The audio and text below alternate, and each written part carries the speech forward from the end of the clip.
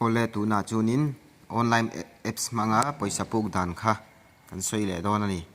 ngun takin lo enula thil ol sam takania he poisa puk na hi emergency a Rintlak ema amaro chu hemi loan pa ngai ai hianin apung hi atam deuh hlekani ti kha chu hriat tur ania chuanin ngun takin lo enula thiam lo turom lova tin minute linga a account na alut ngal mai thei ani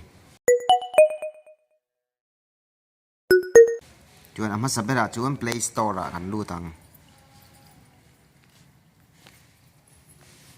play store chang hian rupik pay rupik ti kan search sanga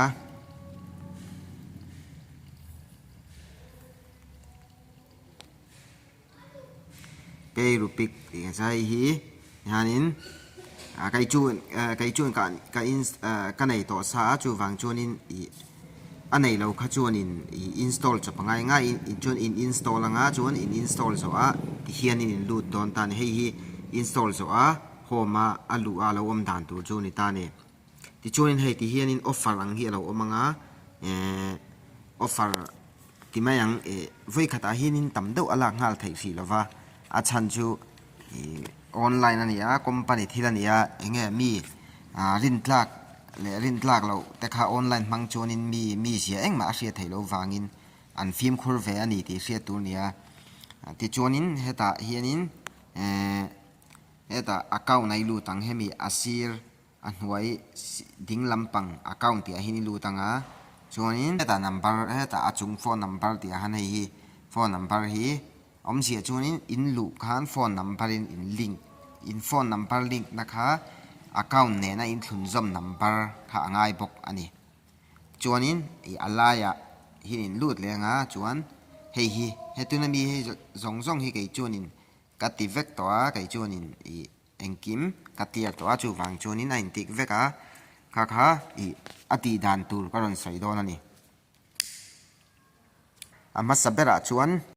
upload pan card ti injia ka hianin in lu tanga pan card kha pan card in nei chuan in pan card kha in upload tang don ani chuan an huaya hianin pan card number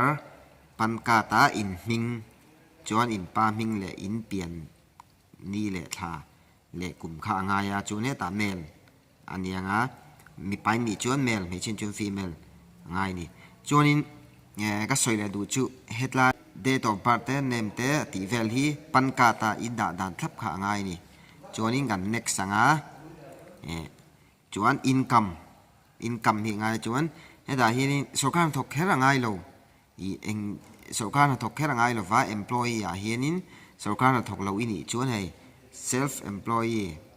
part time job ti te student ti te another ti sang oma sarkar thok kher kha ngai lo ti ka ri tur ania chuan heta hian work industry a hianin in du kha in ti theya chuan position of company a hianin enge company thokini chuan ini na akha chu thei me ya ti khain ti lu tanga chuan banker te collect agency ti te chuanin professional ti te khati sang kha omani chuan heta hian an huaya hianin in thlakat income kha chu tangai bokani thlakat in next lenga chuan basic info a hianin secondary school chuan eng chong ngai man du da hianin a hindi thiam ni chuan hindi te pawh ti thei vek ani chuan religion sangaya chuan mail kha ngai bok ani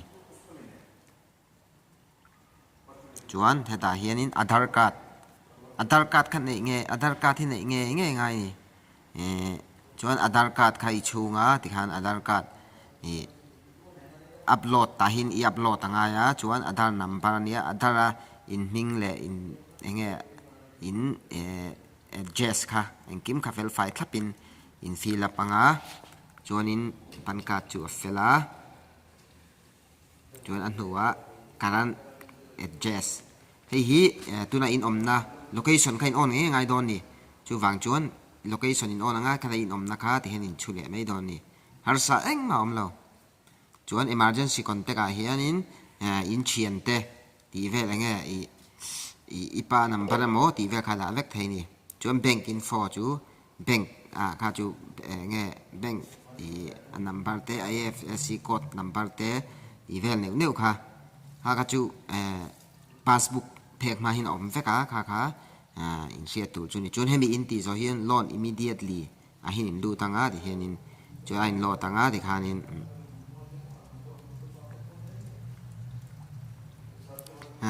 review in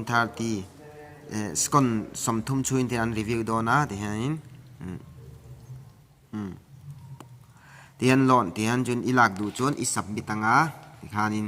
จวนนี้อีสับมิดสัววิดีโอคอลยันเราคอลเจงอีปันการ์ดที่โซ่เทปันการ์ดใครโซ่ง่ายจวนนังไม่นิ่งเงี้ยมติเด็กข้าง่ายจวนจุมินหัวจวนนี้อีวิดีโอคอลอันเงี้ยอันคอมพานีอันดูทุกสารหัวจวนโอฟังจวนอีอาเก้าหน้ารังตะเกียนหลุดต่อไม่โดนนี่จวนออลซัมลิตัวนี้ตุนักสอยดังค่าเสียทีมเราเงี้ยฮาร์สันนักไว้สนแต่อินในนี่จวนนี้มีกับวิดีโอว่าเฮียนหัวอีกไอ้คอมเมนต์เฮียนอินเราสวยงาก็เราช่างเซลล์โดนเจ้านี่จวนนี้คงไอ้อินกับช่องที่ใช้ที่จวนlike share comment มีเราตีสักตัวรินก็เงินเจ้านี่ next video ว่า apps ดังเน้นก็รอนกีร์แรงกันรู้ไหม